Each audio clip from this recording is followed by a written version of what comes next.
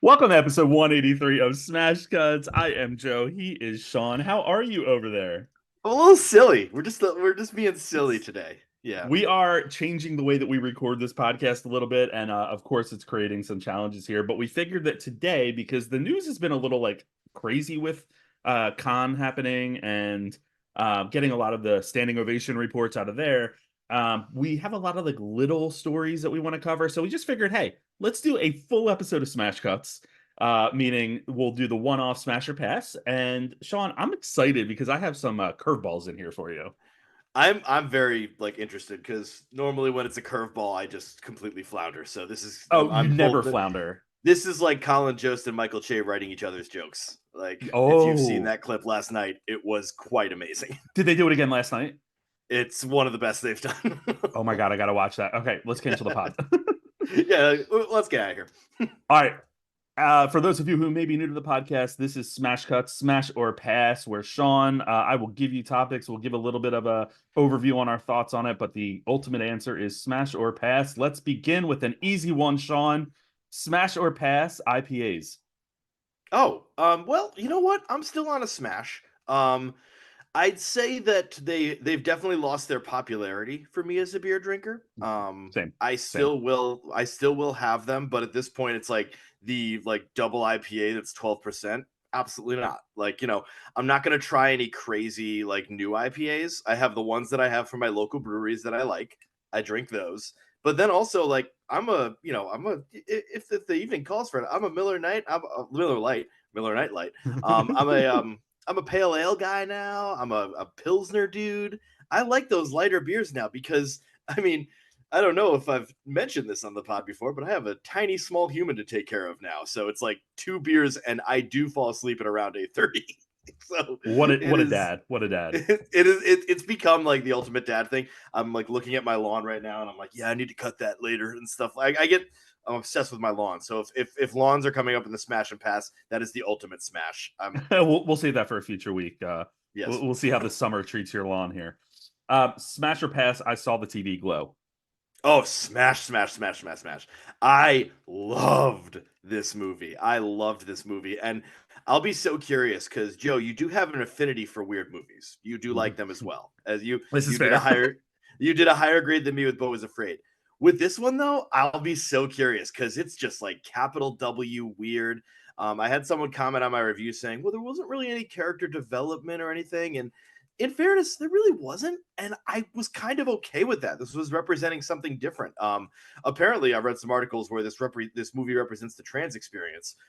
I didn't get any of that, and I'm gonna see it again now, trying to look at that. I mean, granted, I don't have that experience, so guess what? Like, that's not my.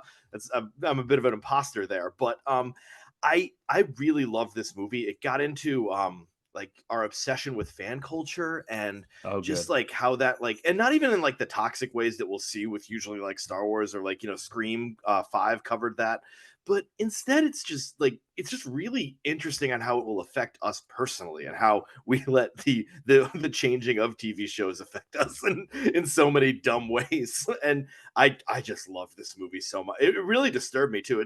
It's very David Lynch, who I'm not usually a fan of. It's very David Cronenberg, who I'm a little bit more of a fan of. It's psychedelic. It's crazy. I was a little tired when I saw it, which definitely like was like probably on the same level as having it edible beforehand. But I love this movie. I still have not seen this. I think it has the weirdest rollout of any movie that I've seen recently. It Like does. it's doing the limited thing, but it's been at a bunch of different. I think it was at Sundance. It was at the Philly Festival this couple weeks ago. It's very odd how they're rolling this out. So it's I hate when you have to go hunt down a movie, and that's Yeah. what it feels like with this one. Yeah, this one just plopped up on the AMC out of nowhere because I was expecting like not to see a movie this week because I wasn't too interested in If. I once again really really rooting for Marissa Bella, but I just really don't want to see Back to Black, the Amy Winehouse biopic. It's the reviews are saying exactly what I thought it would be. I've never seen a Strangers movie, and apparently Oh, the this one's first not good, but just yeah. watch the first one because the first one is wild. I'll just watch that one now because, but yeah, like I don't feel. Granted, I bet this is fully separate. I bet like there's not many plot points that I need from the first Strangers film, but there's some sort of purist angle where it's like I need to be able to see like other ones beforehand. And so I wasn't gonna watch anything. Then all of a sudden, I love how AMC just quickly like just says like Thursday. I saw the TV glow, and I was like, oh, okay. I'm just gonna quickly see this one now. Yeah, the one that no one will care about as opposed to all of those. Slash Film had the review of The Strangers Chapter 1 up, and the headline was, or the subject was, "Why are you doing this to us? No, seriously, why?" Like, what?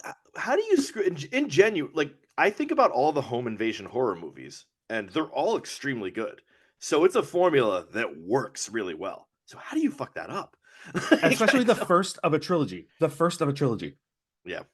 What are we doing here? Like maybe you don't make those into trilogies because like I don't know, it's just people invading a home, so it's like there's no mythos to it. What's gonna happen in the next one? I bet they're going to invade a home again.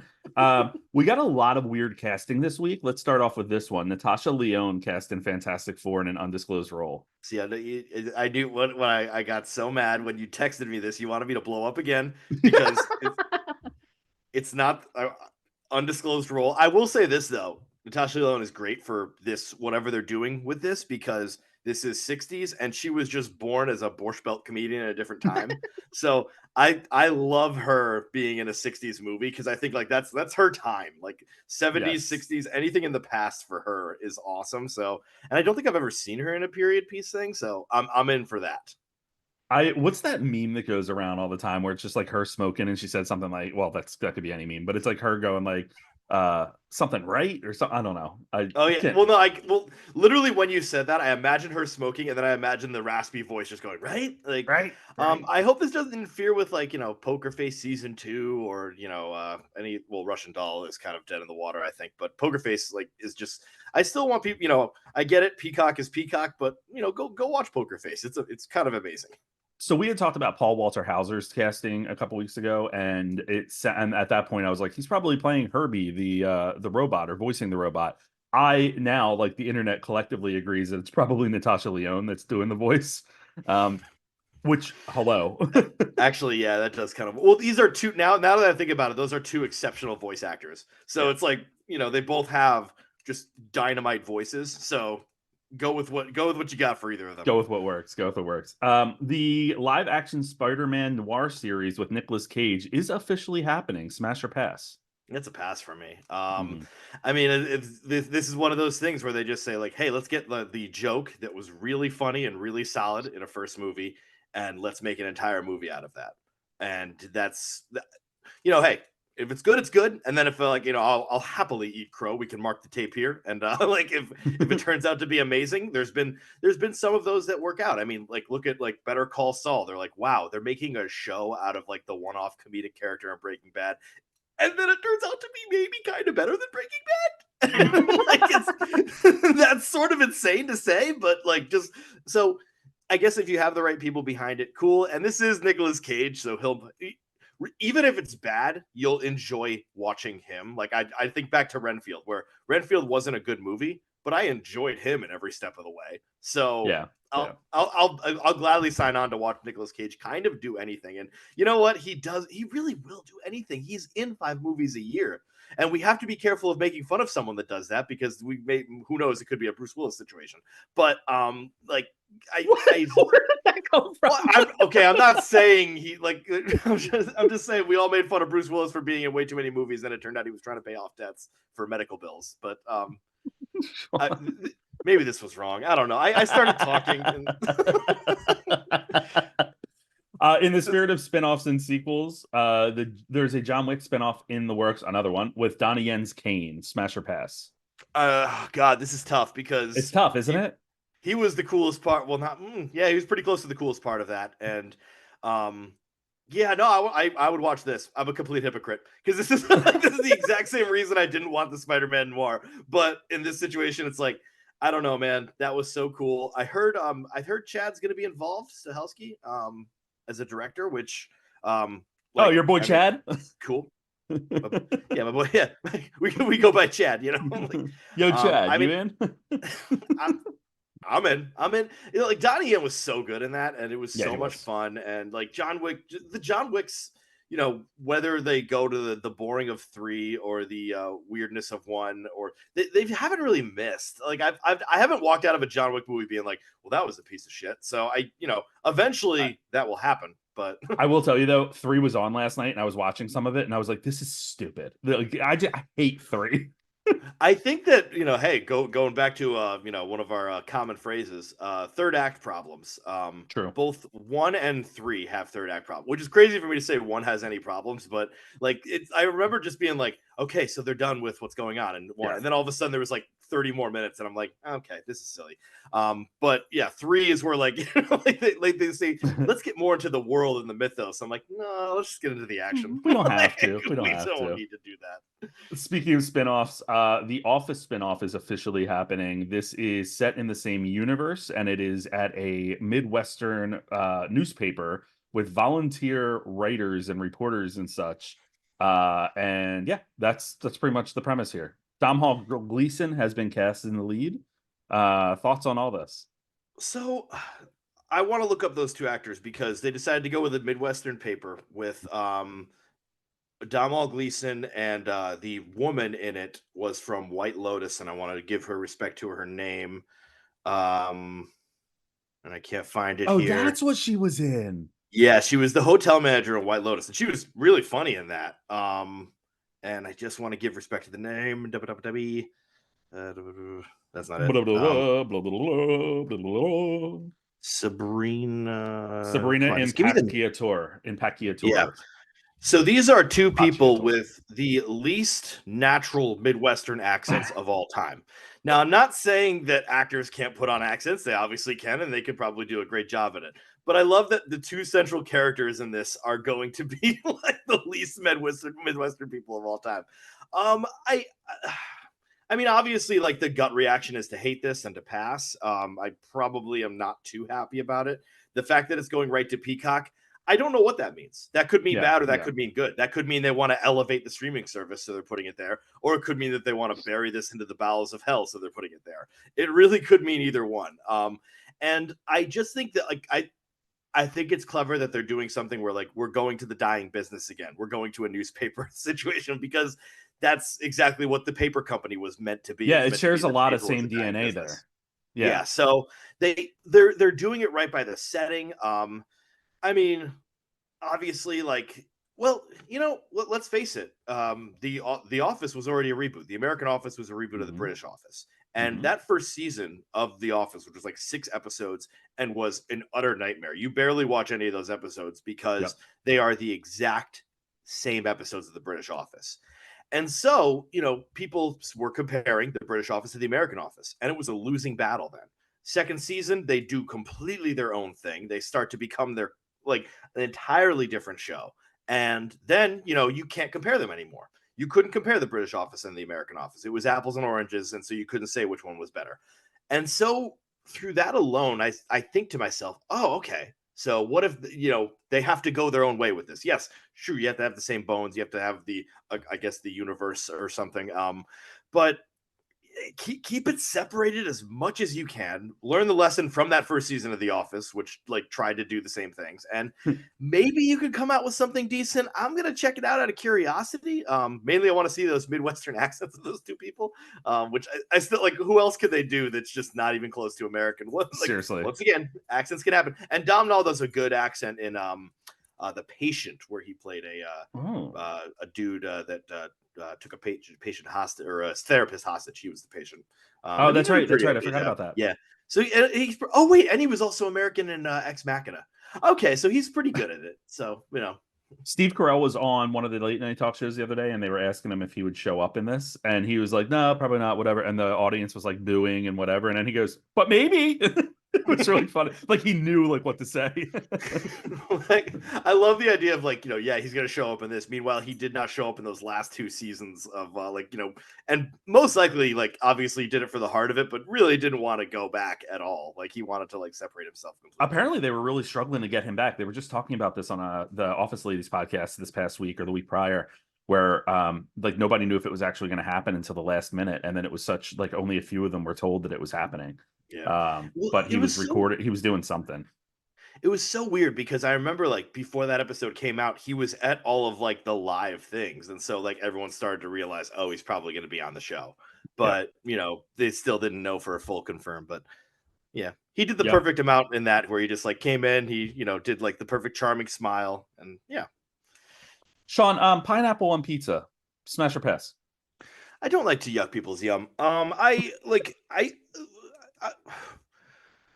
I don't think I've ever had it, first of all, so I can't say anything Oh, there. then let's be Um, careful here. We don't want to get you canceled. this is I'm a man of the people. Um, no, I mean, like I'm someone that says you could really put anything on pizza. Like, I mean, truly, like, and like that's how I get most of my vegetables is by putting them on pizza. So like I do think like when everyone's just like, "What's your preferred topping?" I'm like, "Well, my preferred topping is like pepperoni or sausage or something like that." But you know what? Give me anything. I am happy that I'm eating pizza. I've never like had like a topping of a pizza I didn't like. So while I have never tried pineapple on pizza, it sounds like it's a good balance. It's So I'm delicious. not I gonna love it. jump on the yeah. I mean, like I remember in what was it? The lovely Inside Out movie, of which we're getting a sequel soon, where they did they did broccoli on pizza. And I know the whole thing was the kid doesn't like broccoli and stuff, and like that was the main line of that. But I'm like, broccoli on a pizza is good, man, because you don't notice because it's on pizza, melted with meat and cheese. Like, come on.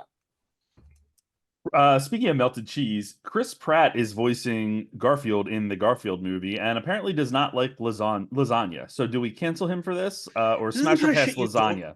It's well, for like okay, so a couple of things. Yeah, lasagna's amazing. Like, so let's get that out of the way right now. It's just like it's weird that you wouldn't like lasagna. It's just like I mean, he doesn't because he now weighs like 17 pounds, so he's like whatever. Like he just stopped eating actual food and he just like gets like vitamin supplements. So From the and air. he has like sit ups for dessert. So I so one thing that's why he's like he's had to like get brainwashed to say that, so there's that. I don't know how you cannot like lasagna. It's amazing. It's like a meat cheese pasta pie. Like, what is wrong with you? But also, like, you don't say that on the tour. You don't say that on the press tour, man. When you are playing Garfield, you say that you hate Mondays, you say that you love napping, and you say that you love lasagna. Man, you can't not do all of that. That's just not right. Like, this know your audience and what you're doing right now. You gotta be. Oh man. I just realized how similar you and Garfield are. Oh God, yes. It's just very, very similar. I've thought of myself as John for a while now, but yeah. Happy Gilmore 2 is official at Netflix. We talked about this a little bit in the past, but Smash or Pass, a sequel with Billy Madison's Adam Sandler returning. I'll go with it. See, it's a This pass. is tough. Yeah, it's a pass. I mean, I'm more into golf now, so I feel like I will like get more of like the jokes there, and they'll have like a lot of cameos, and I'll know a lot of those people. So there's going to be a fun thing. I mean, I'll say this: it's at least it's on Netflix, so Fair. honestly, I'll enjoy it a little bit more on my couch and like next to Sam, who will laugh the whole time. Like that's the one thing is like watching a movie with Sam causes me to love a movie much more because she just like loves the dumb comedy. So she will like watching it next to her will like make me at least not like a curmudgeon sitting alone in a theater. Yeah, no legacy sequel has done well. They just Yeah, I'm a don't, hard pass on this. unfortunately. I'm a hard Yeah, pass like on just this. they just don't do well. I love the original Happy Gilmore. I'm rooting for it. It's from a different time where like that stupidity you could get away with, and it's just you can't really like just duplicating that stupidity just doesn't work in the same way. You're not going to get that same '90s magic, and Yeah, I agree. yeah, it's just unfortunate. I am rooting for it. I am also a pass on this, but I'm really rooting for it. I want it to be good because I love Happy Gilmore. But yeah, not good. Sean, what about teaser trailers for trailers? How do you feel about them? I mean, like at this point, it's just so silly because once an image comes out and the image is released or the poster is released, I know that the trailer is coming either the next day or that day. But then when they're like announcing like a teaser trailer is coming tomorrow, it's like, I don't know, dude. I'm eventually gonna see it on YouTube. You don't need to tell me that. Like, like a trailer, you need to tell me because it tells me what's in the film and when's it coming out. So like that makes sense. Like, oh, like coming in June. I'm like, okay, now I know to go to there in June. Like, but like, like this one where it's just like, the trailer, you don't need to say like coming on YouTube tomorrow. And I'm like, I don't know, man. I'm gonna be Tomorrow. living my life and I will like eventually see the trailer. I think what bothers me more than that, I'll say, like that Uh-oh. does somewhat bother me. The one that really bothers me is when you're watching the trailer and it's like the trailer in 3, 2, 1. I know it's the trailer. I'm watching the trailer. I'm watching the trailer on YouTube. It's right It there. says it right there in the title. It's like I'm like on the bar. I clicked on this purposely to watch the trailer. So it's a Megalopolis trailer coming in 3, 2. What? We're out of money. Yeah. Sell some more wine, Francis. I know what you did last summer is getting a sequel of sorts, and Freddie Prinze Jr. and Jennifer Love Hewitt are rumored to return. Excuse me. Thoughts? Smash or pass? I have not seen the original. It's one of the Interesting. it's one of my big horror movie gaps. Yeah, I've seen a lot of like original horror like in the past couple of years, and that's one that I just have not like gotten to see. So with that, a good solid pass if they do it right, with like them coming back, and because I've enjoyed like the Scream movies, those same people coming back every Yeah. time, and so if you do that right, then it will work fine for me. But yeah, it's often does not work. I mean, we just talked about a Happy Gilmore 2, which is a very different type of movie because like that silly humor just is not like people don't realize how like good that how bad that will look. But this is like, horror you can't, I mean, you can screw up, but horror is a lot harder to screw up. And so, I mean, if you got to give it a new sheen, like get Radio Silence to do it, and we're good. I'm a smash on this only because of what you just said. Get Radio Silence or someone that knows how to bring those 90s movies into today. And I'm happy. I always think of I Know What You Did Last Summer as like the companion piece to Scream for me because it like was that other one that was there. It wasn't as Yeah. successful as Scream, but it was that other one that came out when we were younger that I just always think about. And the first one especially had like Ryan Phillippe in it, and like was Sarah Michelle Gellar in that? No. Yeah? No. Yeah? No. Maybe Let's find out. Jennifer Love Hewitt. Jennifer Love Yeah, Hewitt. well, yeah, I mean, she's definitely in it, but she was the lead. What are Oh. you waiting for? That's all I remember, that See, preview. there's a lot of like this, like a lot of those 90s scary movies I get from, unfortunately, the scary movie spoof, where like what they hit the drifter with the car Yes. and he's like, I'm actually fine. And then they like accidentally throw him back. Listen to this cast. Ready? Okay. Jennifer Love Hewitt, Sarah Michelle Gellar, Anne Heche, Ryan Phillippe, Freddie Prinze Jr., Johnny Galecki, and that's pretty Oh much my where that. God. Yeah, Johnny like this Galecki. Johnny Galecki. I don't know. Johnny I'm in. Galecki, I think, like good for him because he gets like $10 billion an episode for residuals in Big Bang Theory. But that dude gets residuals from 90 movies like nobody else. Like he's in so many 90s movies, like, and you never recognize him once until you see it. And you're like, oh my God, he's in another 90s movie. He was in Bounce. I don't think Bounce is getting many residuals, but Did you see all the posts, speaking of Big Bang Theory, but thinking of Young Sheldon? Did you see the post this week where it was like Young Sheldon ends tomorrow and people are like, oh my God, they're gonna kill him. like, I mean, don't get me wrong, that did get a chuckle out of me, but I was just so confused. I'm like, they say that with all of the like the shows, but for some reason, Young Sheldon's the one where they're like, yep, they're gonna kill him. Yeah, that was pretty funny. Um, Movie theater hot dogs, smash or pass?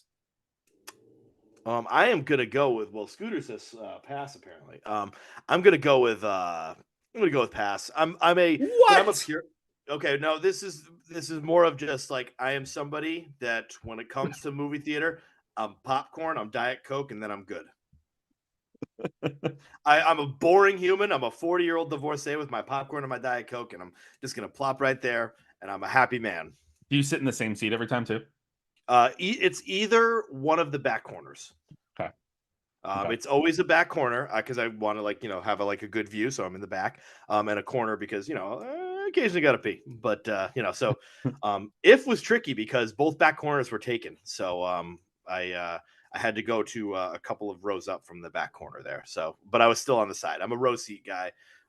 It's terrible going to see a movie with my buddy Matt because he's like center of the aisle, and I'm like, no, I get that center is the best seat. Of course, Yeah. I understand that, but I just can't the anxiety of like I need to if I have to go to the bathroom and I have to like trip over someone like can't do it. I want to be away from people. That's always my goal. Well, Um, that's definitely it. Yeah. two more to go here. Streaming bundles. So we have had reports of Mm. numerous streaming bundles coming up where I believe it's Disney, Hulu, and what's the other one that's with them now? It's gonna be Uh, like is is that Max going with Max? them? Yeah, I think Max is going with them. And then there's like it's gonna be oh Paramount shoot, was it Plus, like Netflix? Netflix Net. well, Netflix hasn't been with anyone yet, but there's been rumors that they're gonna join with some. It's just Netflix so doesn't weird. have to join with anyone. Netflix could just do their own like they're still like so good. So any rumor of someone joining Netflix doesn't make a lot of sense. And I don't Yeah. know if Paramount's in the mood to like be like talking at this point with anybody because they have to still fucking sell their company. Like Oh, here it is. There's the so Peacock, Apple TV, and Netflix. That's a okay. very weird combo, by the way. That's like and also like Apple TV, I just want to like do a rant about them with, it's like they've finally gotten like back library movies, but they're all movies that like everyone on the planet has already seen. And I'm the type of person that doesn't want to rewatch. I want to watch new movies all the time, like or movies I've never seen before from the olden days. But like I don't know, man. It's like Gladiator shows up there, and I'm like, well, I'll watch Gladiator. Gladiator's dope, but like I've seen Gladiator, They're and grabbing them all like when the licensing for other streamers yeah. ends. They're like, all right, we'll take it now. And it's like like Netflix has had this for 3 years. What are you doing? Yeah, so it's pretty much already lost its color a little bit. Yeah. Um, Final one here for you. Ready? go. Megalopolopolis has premiered at Cannes to a very interesting bell curve on Letterboxd. Some people are praising it as epic and a masterpiece, and other people are saying it's the worst thing they've ever seen in their lives. What type of excitement do you have for this leading into? Is this a smash or pass for you? Are you excited? Smash. Are you not pass? I'm excited. So Smash, because my curiosity is like exploded. Like we didn't get a chance to talk about like the actual trailer that showed up, which was like just straight up bonkers. Like that 1 minute clip was like, okay, this is kind of a weird movie. Then I saw the actual trailer and I'm like, oh buddy, this is insane. And it's always so tricky because this is going to be the next Babylon, not in terms of them being the same movie or the same quality or anything, but it's going to be where critics are like going to like sort of pan it, not like it that much, and cinephiles are going to be really fucking annoying about this movie. And I'm like always going to come in to the center. I already have my grade predicted. I'm going to grade it a C. Like this, when these movies are like this, my grade's going to be a C. It's like where some people absolutely hate it and find it atrocious, and the other people, both of those people are wrong. Like I could see this you isn't the walking out greatest of film. this though and loving it. Like, I can see that too. I don't did know you though. hear? Like, Did you hear that there's a scene where Adam Driver's character is talking to someone live, like yeah, standing on the stage? What? Like, how are they going to do that? That's not going to be I in the actual theatrical cut. no, like there's definitely either they're just cutting that scene out, which they could do soon or not, but I think that yeah, or they'll just have a dude like projected in the front screen that like kind of like does that or something. I don't know. Yeah, they can't. That's strictly not possible. It was those moments that made this like the reason why no studios grabbed it, because there would be a studio that would grab this. Netflix would. Well, I don't know about Netflix. Yeah, Netflix would grab this. Anybody would grab this. So the fact Tubi, that no studio Tubi. grabbed it, honest to God, yes. Like, and the fact that nobody grabbed it shows that, like, I think with like a scene like that where a dude is coming up there, like Jurassic Park style, talking to the screen, I think that like that's obviously, I think Francis had an idea that, like, for the live premieres, he'll do that, and then he'll do something else for the when it's on 1,000 screens and you can't get an actor. Oh, I hope it's like a really unenthused theater worker that has to do those lines, like one of just the AMC Yeah. people. Yeah, no, it'd be very good, Adam. Like, All right, Sean. I lied. I have one more for you. So, do it. I don't know if you know this, but the state of our politics is a little insane. Really? And in a committee hearing the other day, where they Ooh. were debating, you know where I'm going with this, where they were Yep, go. debating whether to hold Attorney General Merrick Garland in contempt. Representative Marjorie Taylor Greene suddenly attacked Jasmine Crockett's appearance by saying, "Are your fake eyelashes are messing up what you're reading?" And they ultimately voted not to hold her in contempt, which meant that she could continue to speak. But Crockett asked for clarification at the end by asking, I'm just curious to better understand your ruling. If someone on this committee then starts talking about somebody's bleach blonde, bad built, butch body, that would not be engaging in personalities, correct? Smash or pass, Jasmine Crockett. Well, so obviously Smash. And on one hand, it's because she's on my team. Like, if we're gonna do that, like she'll be a part of the Western Front with me. But like that wasn't great. but but mainly it's because of like she just did it first of all better and smarter, and also in a way where like all of the headlines are misleading on this, where it's all like two colleagues are trading barbs on the house floor, and it's like no. One of them was doing an insult, the other one was being insulting as well, but was doing it in a way that said, wait, is this okay for me to like? She kind of backdoored that insult, which it's still her just ribbing her hardcore. But I thought that was great, like, because everyone's just like, boy, if a conservative said that about a liberal, I'm like, it's not that. It's that she did it in a way where she's like, no, I'm just trying to figure out the rules. Because if like, and so there was this sly, like, lovely way of her doing that, and it was cheeky enough that I was like, this is it. And also just a better insult, easier to remember, like, oh, fake eyelashes, instead of like, like bad bleach built body. Like, I it's just lost so it when much I heard better. that. I watched it a few times. I really did enjoy it. And like, and she's had a few moments where she's like, and this was like her funniest moment, but she's taken down people, and like, in the best of ways. I think probably most of them were Marjorie Taylor Greene, where like, Rightfully but like so. taking down like just behavior, not just like this, because in the end this is all just dumb physical appearance stuff Yeah. that's hysterical, but like actual, like, her abusing a witness, and like, just like kind of like, and she's like done amazing with this, and it's just almost amazing that she's out of Texas. Like, I guess Texas is kind of purple. Like, when you She like, was on the I've Had It podcast last week or the week before, and like she was really funny on it, but she was basically just like, I have no fear. Like, if they're gonna do this, then I'm gonna go right back at them. yeah. But she does it with such intelligence, and that's what I appreciate. Well, it's like her thing was smarter. It was not just a better barb, but she delivered it in a smart way where she was just asking the rules, and Yeah. that is what makes it perfect. But I absolutely did love that. Yes. I'm with you there. All right, Sean. Next week we have Griff Schiller of Film Speak, Awards Watch, and the Playlist Nation coming back Awards watch. onto the I love following him. He's great. Yeah, Griff. It's been a while since Griff was on. He was on like maybe last year, a year before. I've talked to him a few times, but Griff is a great guy. So I'm excited to chat with him next week.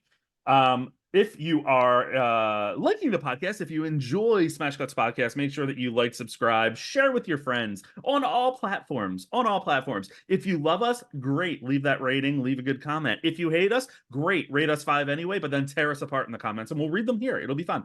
Yes, please. Yes, yes, please. Yes, please. Sean, it's been great. It has been lovely. What a fun time this was. Yeah, I hope you smash your Sunday. I will. And get some lasagna, Garfield. I thought you were going to respond.